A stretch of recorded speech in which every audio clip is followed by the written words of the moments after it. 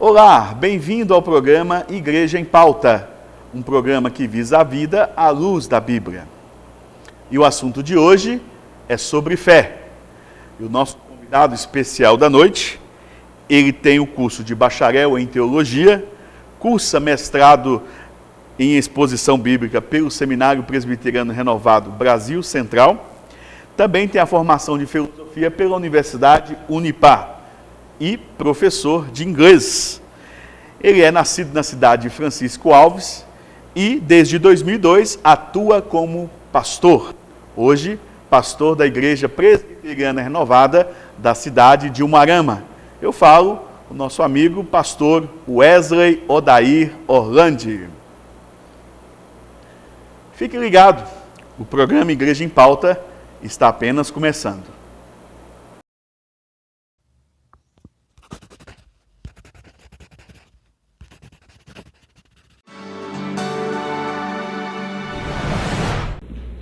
Olá, pastor, seja muito bem-vindo ao programa Igreja em Pauta.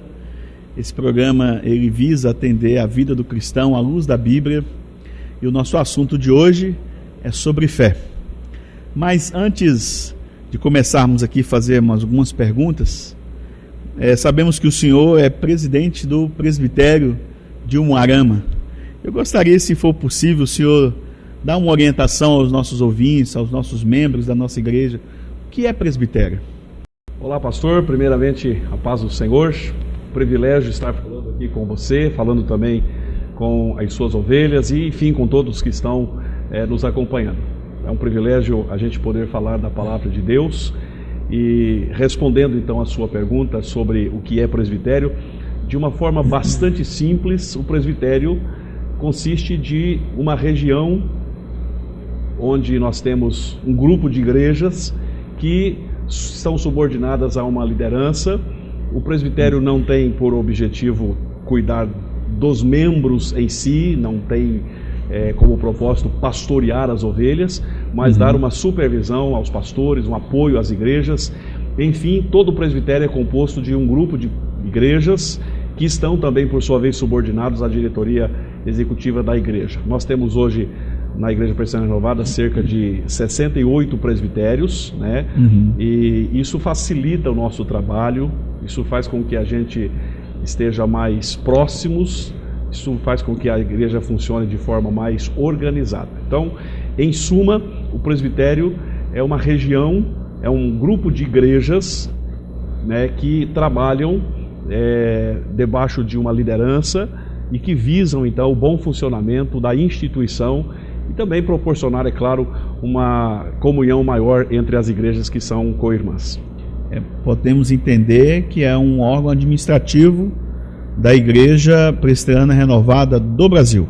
Isso, a Igreja Presbiteriana Renovada, ela está organizada da seguinte maneira: ela tem a sua igreja local, onde tem o conselho e o seu pastor.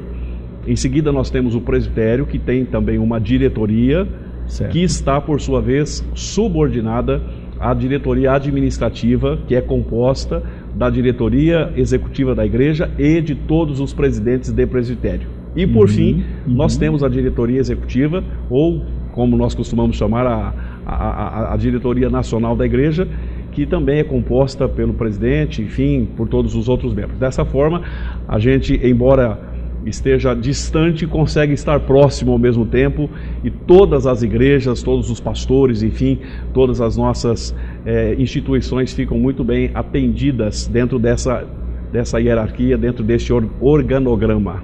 Amém. Muito bem, pastor. Acho que ficou muito bem claro para os nossos irmãos, né, da nossa igreja, principalmente, entender o porquê e a importância, né, do nosso presbitério. Muito bem.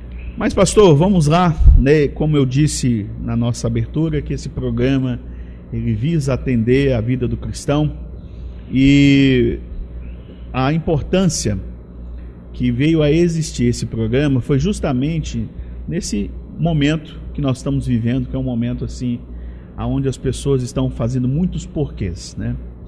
E um dos porquês que nós queremos destacar nessa noite é sobre a fé, né? Um entendimento bíblico do que é a fé, e vai fazer com que os nossos ouvintes se tornem mais esclarecidos, né? Se tornam mais, que eu posso dizer, mais atualizados, biblicamente falando, do entendimento do que é fé.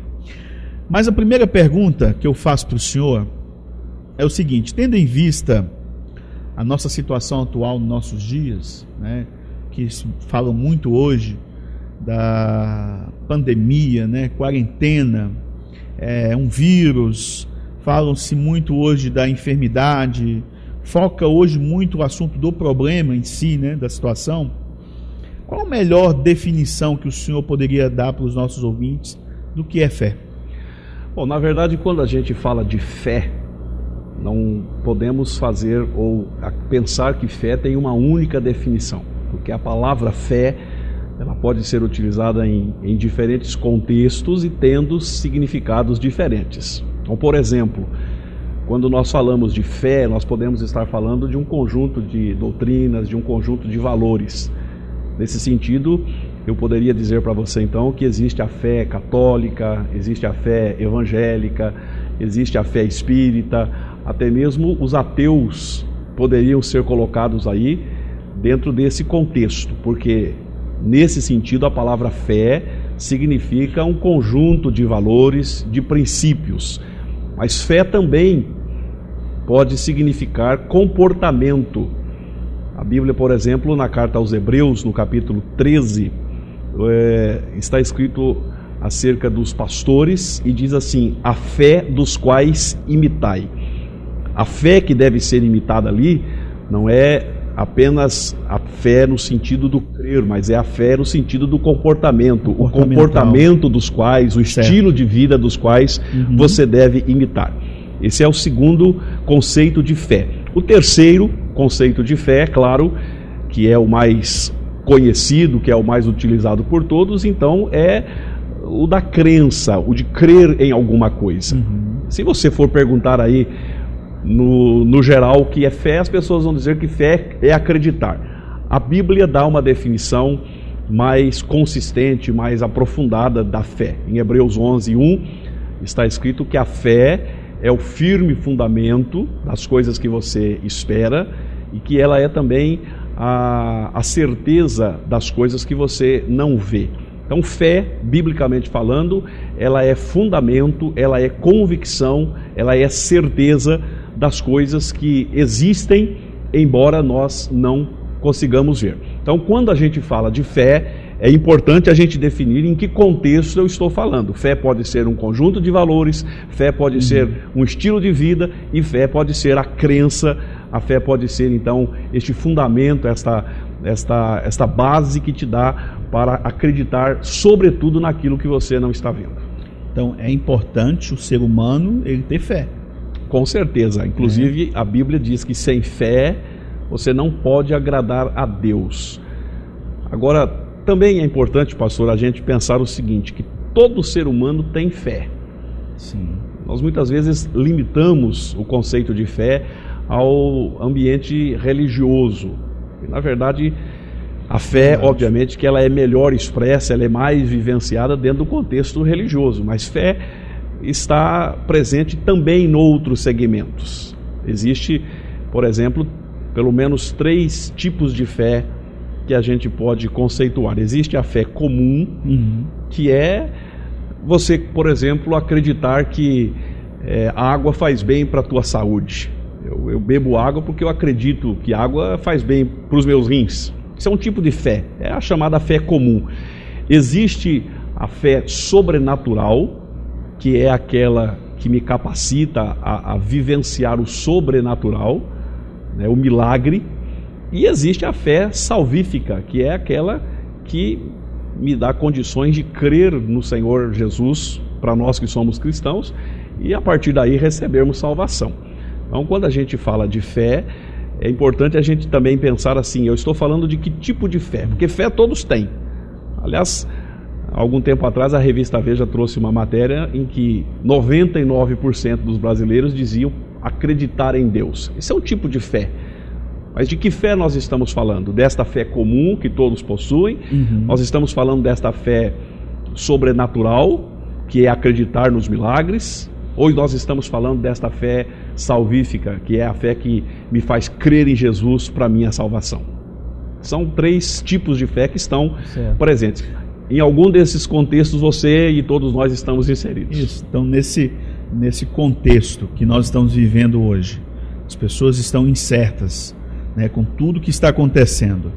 Qual, assim, o seu conselho e que tipo de fé é aconselhável para que essas pessoas se apoiam, tenham essa firmeza? Bom, primeiramente, a fé mais necessária para todo ser humano, independente das circunstâncias, é a fé que produz salvação. Nós precisamos dessa fé salvífica. A fé salvífica. Porque independente de você ter dinheiro ou não, de você estar com saúde ou não, de você ter a sua casa própria ou pagar aluguel ou morar debaixo de uma ponte, enfim, independente da circunstância, você precisa da salvação para poder morar no céu. Então, essa é a maior necessidade de todo ser humano, da fé que faz com que ele creia em Jesus Cristo. Fora isto, nós precisamos também crer que Deus está no controle das coisas. Eu tenho percebido muita paranoia, muita histeria, gente que está tendo crise de ansiedade, que não está conseguindo dormir à noite, que está com medo de sair na rua, gente que está quase que infartando. Aliás, na Itália nós temos casos já de pessoas que cometeram suicídio por causa desta pandemia. Eu acho que nós precisamos ter esta fé que nos tranquiliza e que nos faz saber que Deus, apesar de tudo que está acontecendo, não perdeu o controle de nada. E de que nós estamos debaixo da graça, da proteção dele. Amém. E que isso, vindo ou não mais perto de nós, nós estamos com ele e nele nós somos sempre mais do que vencedores. É interessante, pastor, o senhor dar essa definição desses 3 tipos de fé, porque nem todo mundo tem esse entendimento, né? Porque quando se fala assim, tem que ter fé, né? As pessoas, normalmente assim, relacionam a fé como um tipo só, né? Então inclusive hoje eu até vi um vídeo de uma pessoa em outro país dando uma mensagem de esperança, de fé para as pessoas aqui no Brasil que estão passando por essa situação, e a gente vê que essa mensagem de esperança e fé está relacionada à fé comum, né? A pessoa ter certeza que vai passar por cima disso aí, que vai dar certo, enxergar que dali para frente vai estar tudo normal, que está relacionado a essa fé comum. Agora, é importante entendermos essa fé especial, né? Como o senhor disse, que é uma fé de prodígios, e a fé salvífica, para a salvação. Que é para a salvação, que é, o meu ponto de vista, o mais importante na vida do cristão. E também nós precisamos fazer uma distinção, pastor, porque muita gente confunde hoje fé com pensamento positivo. Exatamente.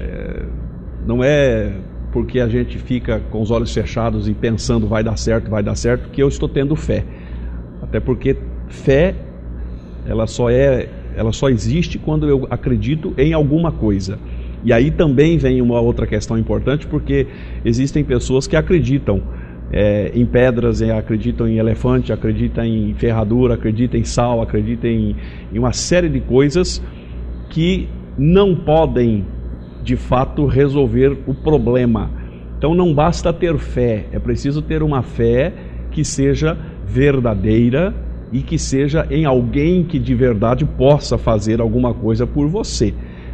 Muita gente está fazendo o pensamento positivo, achando que se todo mundo fizer isso, a gente vai canalizar uma força que vai acabar resultando em alguma coisa. Não é assim que a Bíblia nos ensina a ter fé. Nós precisamos ter fé, mas nós precisamos ter fé em Deus, porque é dele que vem a solução, a salvação, enfim, ele é a fonte de todas as coisas. E essa fé salvífica é um dom, né? Com certeza. É Deus que atribui a nós essa dádiva, né? Essa dádiva. Mas, pastor, eu queria até fazer uma pergunta até um pouco assim, polêmica. Hoje a gente vê aqui, até no nosso meio cristão, alguns irmãos evangélicos achando que por ter fé eles estão blindados, né? Não vai acontecer nada com eles. Alguns até recitam jargões bíblicos como 1000 cairão ao seu lado, 10.000 à sua direita, eu não vou ser atingido, porque eu tenho fé. É verdade, pastor? O senhor acha que um cristão que tem fé em Deus, salvífica, usa a fé especial ou a comum, seja qual o tipo de fé que o senhor definiu muito bem, existe esse tipo de blindagem? Não, com certeza não. Primeiro, que o Senhor Jesus Cristo disse: no mundo vocês terão aflições. Tiago diz: fiquem felizes quando vocês passarem por várias provações. Então a Bíblia nunca prometeu uma vida tranquila, sossegada, no sentido de que você não vai ter problemas, no sentido de que o vento não vai soprar contra você. Pelo contrário, quando Jesus contou a parábola, ou melhor, quando Jesus concluiu o Sermão da Montanha e falou de 2 ouvintes que construíram casas, ele disse que tanto na casa de um como na casa do outro, o vento veio, a chuva caiu, as enchentes bateram contra elas. O que diferencia uma casa da outra não é o vento que sopra ou deixa de soprar. O que diferenciou uma casa da outra foi o chão sobre o qual ela estava construída. Uma foi construída sobre a rocha, a outra foi construída sobre a areia. A que estava construída sobre a rocha, quando o vento veio, ela balançou, mas não caiu. A que estava sobre a areia, balançou e caiu. Então, o que diferencia uma pessoa de outra são os valores sobre as quais ela construiu a vida. A fé, portanto, não é uma blindagem. A fé não é uma bolha dentro da qual Deus te coloca e a partir daí nada acontece mais. Fé é, na verdade, uma capacitação que Deus nos dá para passarmos pelos problemas. Então, apesar do vento, apesar da chuva, apesar das correntezas, apesar do coronavírus, apesar do HN1, apesar da dengue, apesar do câncer, apesar de desemprego, de conta que eu tenho para pagar, apesar de todas essas coisas, eu continuo de pé, eu continuo firme e continuo olhando para frente. Isso. A fé não é blindagem, fé é capacitação que Deus te dá para enfrentar os problemas. Isso é importante, porque realmente há muitas pessoas equivocadas em relação à fé. Porque se não tiver um entendimento claro, bíblico, do que a fé pode nos proporcionar, por isso que há muitos que se frustram no meio da caminhada cristã, né? Exato. A frustração que existe dentro do contexto religioso é muito grande. Muito grande. Porque foi vendido às pessoas um produto que, na verdade, quando ele leva para casa, ele descobre que não funciona. É verdade. E interessante que muitas pessoas acabam culpando Deus e dizendo: porque Deus me enganou, eu criei, eu acreditei nele e as coisas não deram certo. Não, Deus não tem nada a ver com isso. Acontece que o vendedor te enganou dizendo que esta fé serviria de imunidade para você. E não, a fé que Deus nos dá não é uma fé que nos imuniza contra os problemas, mas é uma fé que nos capacita, que nos fortalece para enfrentar os problemas. Amém, amém. Isso é muito bom, pastor. Mais uma pergunta, pastor. Vamos lá? Vamos lá. Nosso bate-papo aqui. Qual a relação entre fé cristã e religião? Eu acho que porque toda pessoa que tem fé está inserida numa religião, mas nem toda pessoa que está dentro de uma religião tem fé. Existem muitas pessoas que estão dentro da igreja por tradição, por influência de amigos, por influência de família, está ali porque não tem outra coisa mais interessante para fazer, ele está ali dentro do contexto religioso. Mas a verdade... Você acha que desculpa, sim, mas você acha que a religião, ela engessa essa ideia de fé? Como uma fé mais assim, uma prática de atitudes, de regras, seria mais ou menos isso? Eu acho que a religião, se ela não for bem compreendida, ela é um desserviço para a fé. Eu acho que ela atrapalha a fé em vez de ajudar a fé. Eu repito, toda pessoa que tem fé, ela automaticamente vai acabar sendo inserida dentro de um contexto religioso. Mas o fato de você estar dentro de uma religião não capacita você ou não te dá a garantia de que você está salvo. A prova disso é que Jesus Cristo veio e o público-alvo de Jesus eram quem? Eram os religiosos da época. Quer dizer, de religião Israel estava muitíssimo bem servido.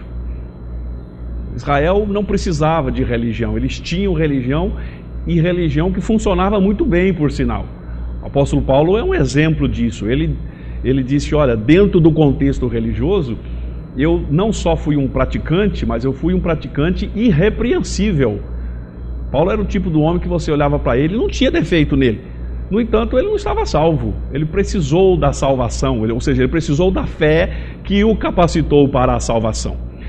Quando ele foi salvo, por causa da salvação, por consequência, ele acabou sendo inserido no contexto do cristianismo, da religião cristã. Então, a fé te leva para a religião, mas a religião não te leva necessariamente à fé. Bem, pastor, e a igreja hoje tem sido assim um instrumento predominante para estimular a fé? Olha, pastor, em tese sim, na prática não. Eu acho que o grande papel da igreja é o de levar as pessoas à fé, é o de despertar nas pessoas a fé. A Bíblia diz, por exemplo, que a fé vem pelo ouvir. A igreja é a grande proclamadora da palavra. Logo, a igreja, em tese, tem esse papel, essa missão. Agora, na prática, a gente sabe que a igreja, e quando eu falo de igreja, eu estou falando mais de instituição, ela tem praticado um desserviço à fé. Porque um evangelho mal pregado é pior do que não pregar um evangelho, é pior do que você não pregar evangelho algum.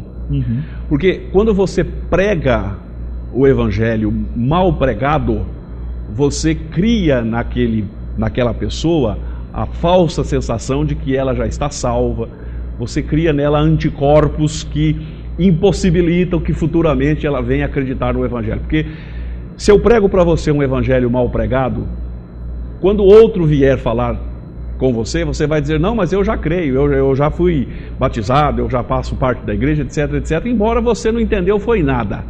Então, não pregar, ou melhor, pregar um evangelho mal pregado é pior do que você não pregar evangelho nenhum. Porque o sujeito que nunca ouviu o evangelho, um dia ele pode ouvir o bom evangelho e ser salvo. E nós temos, infelizmente, especialmente na mídia, pessoas que estão associando fé com prosperidade, estão condicionando a fé ao dinheiro que você tem no seu bolso, e isto não tem absolutamente nenhuma relação com a fé bíblica. Muitas pessoas estão crendo de forma equivocada, estão achando que creem na verdade quando estão crendo numa mentira. Então eu vou repetir, em tese a igreja é a grande propagadora da fé. Que no caso seria uma fé teórica. A fé, eu não diria nem fé teórica, porque mesmo a fé verdadeira, ela pode ser teórica. Alguém pode, por exemplo, conhecer a fé verdadeira sem, contudo, ter esta fé na prática da vida. Essa fé não é teórica, essa fé é uma fé adulterada mesmo. Quer dizer, estão fazendo com que você creia numa mentira. Você está comprando uma mercadoria que você sabe que não vai funcionar. Então, a igreja tem que tomar muito cuidado com isto. Nós temos que tomar muito cuidado com as promessas que nós fazemos em nome da fé. Verdade. Eu já vi, por exemplo, pastores dizendo assim: traga o cego, traga aleijado, traz o morto, traz todo mundo aqui que vai tudo ser resolvido. Aí o pessoal traz e volta para casa, não aconteceu nada. É verdade. Então, essa fé, ou essa propagação da fé, ela ajudou ou ela atrapalhou? Com certeza ela atrapalhou. Porque, a não ser que Deus tenha falado com você de verdade, você não pode prometer que Deus vai fazer coisas aqui no culto, porque as pessoas podem vir aqui e as coisas não acontecer. Até porque é o seguinte, Deus não tem compromisso, Deus não garante as minhas palavras só porque eu falei. Deus tem compromisso com a palavra dele. Então, se eu disser alguma coisa que primeiro foi produzido no coração dele, isso, meu irmão, você pode ter certeza que ele garante. E acontece. Agora, se você disse porque quis dizer, então você é responsável pelas suas palavras, né? Mas, e aí, pastor, muita gente anda frustrado com isso. Entendo. Mas assim, como eu relacionei a fé teórica, é porque talvez existem igrejas que pregam verdadeiramente o Evangelho, né? E muitos absorvem o conhecimento, mas não colocam em prática. Nós temos lá o exemplo lá na carta de Tiago, que ele fala que a fé sem obra é morta, né?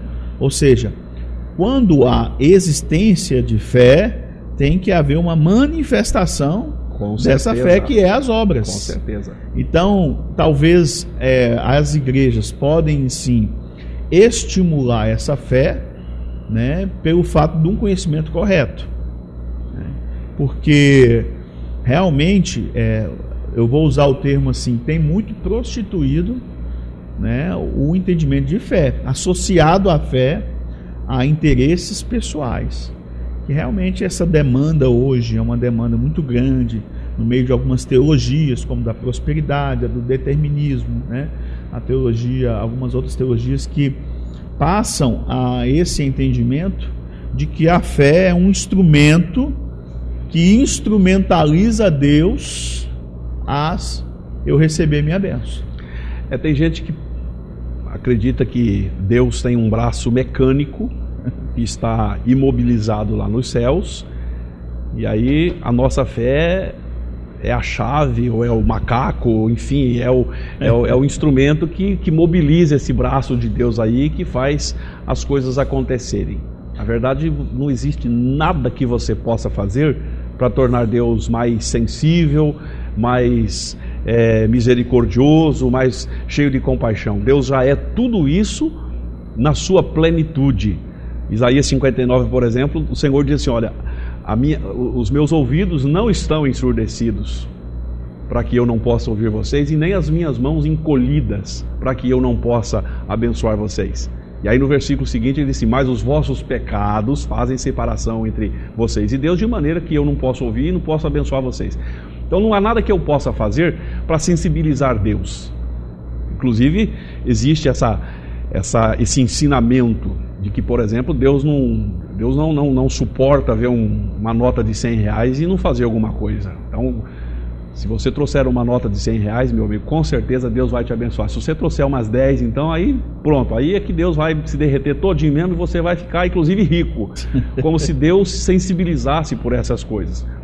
Tanto faz você trazer R$100 ou você trazer R$100 mil para Deus, Deus não age movido por estas coisas. Verdade. Deus age movido pelas intenções do nosso coração. Isso. Inclusive Jesus, quando estava sentado lá diante do gasofilácio vendo o pessoal trazer as ofertas, a única oferta que ele classificou como sendo verdadeira foi a da viúva pobre, que trouxe uma moedinha. A menor das ofertas naquele dia foi a maior oferta. Por quê? Porque os ricos, ele disse assim, estão dando do que sobra. Esta viúva deu tudo o que tinha. Então, não existe nada que eu possa fazer para deixar Deus mais magnânimo, mais cheio de compaixão. Deus já é tudo isso. De modo que, na medida em que eu mudar, na medida em que eu me tornar outra pessoa, eu simplesmente vou começar a experimentar as coisas que Deus tem para a minha vida. Então, pastor, vamos imaginar que Deus seja a linha de transmissão de energia. Se a energia não está chegando aqui na sua casa, o problema não está lá na rede, o problema está aqui. Conserta aqui que a energia automaticamente vai chegar. Então Deus é bom, Deus é misericordioso, Deus é um generoso. Deus de compaixão, Deus é generoso, Deus é tudo isso já. Verdade. Coloca a tua vida na presença de Deus. Coloque a tua casa em ordem e estas coisas virão naturalmente sobre a tua vida. Você não precisa fazer força para Deus, você não precisa ficar gritando para chamar a atenção de Deus. Oh Deus, eu estou aqui. E aí, de preferência, você chama a atenção de Deus com um cheque na mão, porque aí, pronto, aí que ele vai mesmo te ajudar, né? Porque Deus não aguenta ver um checão assinado. E é bom que os nossos ouvintes eles entendem que nós estamos relacionando esse assunto de fé, mas aquela fé em Deus. Com certeza. A fé em Cristo, né? Com certeza. E é essa fé que nós cristãos temos que exercer, né? A Bíblia fala que o justo viverá pela fé, né? Então, nós que somos chamados de justos por causa de Cristo, nós temos que viver essa fé em Cristo, né? Lembrando que viver pela fé não é sentar debaixo de um pé de manga, pegar um copo de um suco de laranja e ficar esperando Deus trazer tudo na tua casa. Tudo nas mãos. Porque tem gente que pensa assim, não, o justo vive pela fé, então eu não preciso nem trabalhar que vai chegar tudo aqui. Não, não é nesse sentido que a Bíblia diz que o justo viverá pela fé. O que a Bíblia está dizendo é que o justo terá vida no momento ou a partir do momento em que ele tiver fé. E que vida é esta? Que vida é esta que a fé gera? É a vida eterna. O justo terá vida mediante a fé. O justo vai alcançar esta vida eterna a partir do momento em que ele tiver fé no Senhor Jesus Cristo. Essa foi a grande sacada, né? Essa foi a grande revelação que Lutero teve quando ele estava estudando Romanos, desesperado porque a igreja pregava a indulgência. Cada moeda que cai lá no cofre da igreja é uma alma que sai do purgatório, e ele estava agoniado com aquilo. Ele estava estudando Romanos e ele se deparou com esse texto, que o justo viverá pela fé, e ele entendeu que o justo tem vida, o justo alcança a graça, a salvação mediante a fé em Cristo Jesus. Foi a partir daí que houve toda a ruptura e que resultou naquilo que a gente conhece hoje como reforma. Sem fé é impossível. É impossível você agradar a Deus. A Deus. É verdade, pastor. Muito bem. Mas, pastor, eu só quero voltar a retomar o assunto lá das igrejas.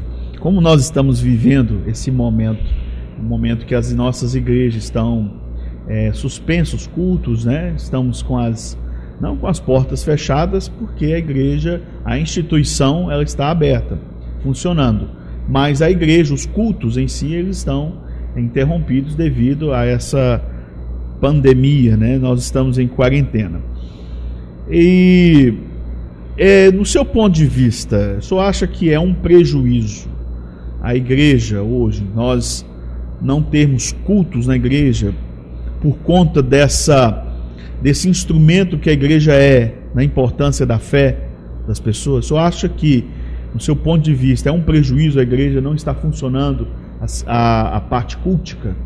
Bom, primeiro eu acho que a igreja está funcionando muito bem, obrigado, porque a igreja somos nós. Isso mesmo. Os templos não estão funcionando. Isso é importante ser lembrado. Os templos estão fechados. Isso. Inclusive, pastor, é bom a gente... Não é a igreja que está fechada. Não, a igreja não, a igreja está aberta. A igreja sempre esteve e sempre vai estar aberta. Não é o coronavírus que vai parar a igreja. É verdade. A igreja está funcionando, até porque eu sou igreja, você é igreja, nós somos igreja. Agora, os nossos templos estão provisoriamente fechados. Não porque existe uma perseguição contra as igrejas, porque tem gente que acha que as portas dos nossos templos estão fechadas porque tem uma perseguição contra a gente. Não tem perseguição nenhuma contra a igreja. Tanto é verdade, aliás, tanto não é verdade que há uma perseguição, que nós estamos podendo ficar 24 horas por dia se quisermos. Aliás, não dá para ficar 24 horas, porque eu acho que o tempo máximo permitido pelo Facebook é 8 horas de transmissão ininterrupta. Mas se você quiser fazer uma transmissão de 8 horas ininterrupta no Facebook, você fica à vontade, pode fazer. Se você quiser fazer culto o dia inteirinho no Facebook, ou no YouTube, ou em qualquer outra rede social, você pode fazer. Então não há perseguição contra a igreja. O que há é um apelo das nossas autoridades para que a gente evite os aglomeramentos, certo, para que a gente evite o contágio. Não tem perseguição contra a igreja. Perseguição seria se eles estivessem questionando os nossos valores, os nossos princípios, a nossa fé em Deus. Aí nós estaríamos sob perseguição. Exatamente, pastor. Inclusive já disseram para mim assim: mas a Bíblia diz que mais importa obedecer a Deus do que aos homens. Sim, é verdade, Pedro disse isso, mas em que contexto Pedro disse isso? Pedro disse isso em resposta a um decreto do Herodes que dizia assim: olha, fechem o templo porque está tendo uma epidemia aí e vocês vão ficar doentes? Ou Pedro disse isso para os sacerdotes, para os membros do Sinédrio, porque eles estavam dizendo: não fale mais de Cristo? A questão, a conversa, a ordem para Pedro era que ele cessasse a pregação do Evangelho. Então, se tivessem dizendo a nós, pastor Daniel, se tivesse chegado aqui a vocês um decreto dizendo assim: ó, pastor Daniel, a partir de hoje a Igreja Presbiteriana Renovada de Perombal está proibida de pregar o Evangelho, vocês não falem mais de Cristo, fecha essa igreja, não existe mais religião cristã aqui. Ó, então aí nós estaríamos sob perseguição, e neste caso a Bíblia diria a você: desobedeça a ordem deles e continue pregando o Evangelho. Agora, o que eles estão pedindo para a gente, e não é só para a gente, é para todo o comércio, mercado, posto de saúde, posto de gasolina e hospital, são os únicos, e farmácia, são os únicos que foram autorizados a continuar aberto, e alguns outros aí que são considerados serviços essenciais. Certo. Fora isso, está todo mundo parado. Então nós estamos parados com eles, até porque é o seguinte: nós também não somos de Marte, nós não somos de Vênus. É uma questão humanitária. É uma questão humanitária e de saúde pública, só isso. Daqui uns dias, uma semana, duas, sei lá quanto tempo, nós vamos voltar para a igreja e vamos cultuar e pronto. Isso aí é importante. Isso. É muito bem colocada a fala do senhor, porque realmente nós temos aí colegas, pastores, alguns irmãos mais tradicionais da igreja com medo, preocupado com isso, né? Estão tendo essa mal interpretação do que foi colocado. É uma coisa assim que nós estamos fazendo. Nós estamos fazendo papel de cristãos, contribuindo para o bem de todos. Claro, Romanos 13 diz que nós somos sujeitos às autoridades. Deixaremos de ser sujeitas às autoridades quando elas ferirem os nossos valores de fé. Mas não é esse o caso. Não é nesse contexto que pediram para a gente suspender os nossos cultos. Só isso. Então, meu amigo pastor, fique tranquilo, nós vamos voltar. Aí depois, olha, pastor, suponhamos que nunca mais permitissem o nosso retorno. Sim. Nós iríamos deixar de ser igreja? A China, onde não existe a menor possibilidade de você ter um templo, de você fazer um culto como a gente faz, é o país com o maior número de cristãos no mundo hoje. É o país onde mais pessoas se convertem todos os dias. E sabe onde eles fazem cultos? Eles fazem cultos escondidos dentro de casa, no meio do mato. Eles fazem batismos no inverno, de madrugada, em rios congelados, porque é quando a polícia está menos presente. Eles se reúnem no meio do mato. É lá que eles são crentes. E é lá que eles estão experimentando o grande poder de Deus. Inclusive, há um livro muito conhecido, quem não leu, eu indico a leitura desse livro, que é O Homem do Céu. Esse livro conta o testemunho de um irmão chinês, irmão Yun, que é vivo ainda, deve ter seus 50 e poucos anos hoje, e mostra como é que é o dia a dia, como é que é a realidade da igreja na China. E uma das coisas que ele diz no livro, está lá na página 277, para quem quiser conferir, ele diz assim: não peçam a Deus fardos mais leves, peçam a Deus costas mais fortes. Nós não precisamos que Deus alivie o nosso fardo, nós precisamos que Deus nos fortaleça para os fardos que estão por aí.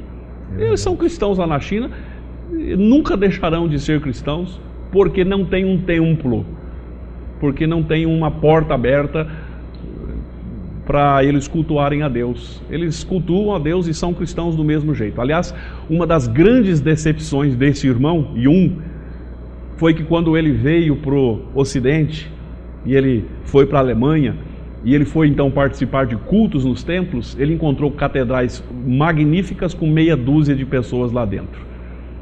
Então, na China eles não tinham templos, mas eles tinham pessoas fervorosas. Amém. No Ocidente nós temos os templos, mas eles estão vazios. É verdade. Então, melhor seria não termos os templos e termos o povo, do que termos o povo, de que termos o templo e não termos o povo. E aí implica-se a fé, né? Com certeza. Porque é aí que está a questão da situação, independente da circunstância. Essa fé está de pé, é uma fé inabalável, é uma fé firme no Senhor Jesus, né? Que os nossos ouvintes, eles têm que entender que, independente dessa circunstância, tendo templo, igreja, culto ou não, a fé, ela tem que ser a mesma. Aí depois outra, pastor, algumas pessoas pensam que se nós concordamos em fechar os templos e ficarmos em casa, que isso é uma covardia, que isso é uma incredulidade, porque na verdade assim, a gente tem que crer que Deus nos protege, ponto final, então vamos encarar tudo e não vai acontecer nada com a gente. Isso não é verdade, a Bíblia não ensina assim. A Bíblia nos ensina pelo contrário. Existem 3 tipos de quarentena na Bíblia. Existe a quarentena para o que está sob a suspeição de uma doença. Isso está muito claro lá em Levítico capítulo 13, quando uma pessoa tinha suspeita de lepra, ele ficava 14 dias isolado. Existe a quarentena para quem não quer ser contaminado, para quem quer evitar o problema. Inclusive Jesus, quando falou sobre perseguição, lá no Evangelho de Mateus, ele disse, olha, quando vocês virem a desolação da abominação que virá, ele disse, fujam. Jesus não disse encara, não. Jesus disse, cai fora. Quem estiver em cima da casa não desça. Quem estiver no campo não volta a buscar a roupa. Ele disse, foge para o monte. Isso mesmo. Por que Jesus não disse, quando vocês virem o problema chegando aí, gente, levanta em nome de Jesus, mete a cara... Não, ele falou, foge. Foge. E esse texto, pastor, ele se cumpriu especificamente no ano 70, quando Tito, o imperador romano, invadiu Jerusalém. Os cristãos, porque haviam sido avisados por Jesus e porque acreditaram nesta palavra de Jesus, quando viram o Tito chegando, caíram fora, foram preservados. Os demais que não acreditavam no texto, ou que não conheciam o texto e que ficaram em Jerusalém, foram destruídos pelo imperador romano. Então, está aí a prova de que fugir ajuda. Jesus mandou fugir. E o terceiro tipo de quarentena, que a Bíblia ensina também, tem a ver com o pecado. Jesus disse, quando você tiver um irmão que está vivendo no pecado, se afasta dele. Por quê? Porque as más companhias corrompem os bons costumes. Então, para você não ser contaminado pelo vírus que está na vida dele, Jesus disse, fica longe. Então, se a Bíblia me ensina 3 tipos de quarentena, por que eu não vou fazer quarentena? Eu prefiro ficar em casa do que ter que passar uns tempos lá no hospital. Isso aí, pastor Wesley. Pastor, muito obrigado. Já acabou? Já acabou. Agora, pastor, que começou a ficar bom? Pastor, muito esclarecedor, muito bom, muito importante para a vida dos nossos ouvintes, né, que estão assistindo o nosso programa. E é isso aí, nós precisamos ter essa fé em Cristo Jesus para passarmos esses momentos de turbulências, que não é novidade também, né? No programa passado, nós até discutimos historicamente sobre as questões das situações do mundo, das epidemias, né? O próprio Jesus relatou lá em Mateus capítulo 23 sobre essa questão das aflições, do princípio das dores, tal. Enfim, a fé continua a mesma em Jesus, né? É o que nós como cristão devemos estar convictos, né? Desde a nossa conversão, né? A verdadeira fé em Cristo Jesus. Pastor, muito obrigado, que Deus abençoe sua vida e agradecemos assim de coração por só atender esse convite. Amém, pastor. Mais uma vez eu agradeço a oportunidade de estar aqui. Espero ter podido contribuir com esse assunto, que na verdade não se esgota com meia dúzia de palavras. Nós precisaríamos aqui de talvez vários programas para esgotarmos esse assunto, né? Não peguemos. Mas sim, que os irmãos realmente fiquem firmes no Senhor Jesus. Amém. Se nós dependemos de um templo para ter fé, então nós não entendemos nada ainda, porque a nossa fé está firmada em Jesus, com templo ou sem templo. Nossa fé está firmada em Jesus, com pandemia ou sem pandemia, com dinheiro ou sem dinheiro. A nossa fé está firmada em Jesus Cristo. E é esta fé nele que vai nos capacitar a passar por tudo que porventura tivermos que passar ainda, e que no final de todas as coisas ainda vai garantir a nossa entrada no céu. Não porque merecemos, mas porque o Senhor é bom, porque Amém. Ele nos capacitou. A Bíblia diz que pela graça somos salvos. Isso não vem de nós, isto é dom de Deus e vem pela fé. Amém. Pela graça sois salvos por meio da fé. Precisamos da fé para a salvação. Tá certo? Amém. Deus abençoe, pastor. Obrigado. Amém, pastor. Nós que agradecemos. Nós agradecemos a você, ouvinte, que assistiu o nosso programa. Que Deus possa abençoar a sua vida. E você, meu irmão ouvinte, continue assim ligados, conectado conosco. Não deixe de compartilhar esse programa e curtir lá para a glória de Jesus. Que Deus abençoe sua vida. E lembre, Igreja em Pauta, ele vai visar a sua vida à luz da Bíblia. Até o próximo programa, se assim Deus nos permitir.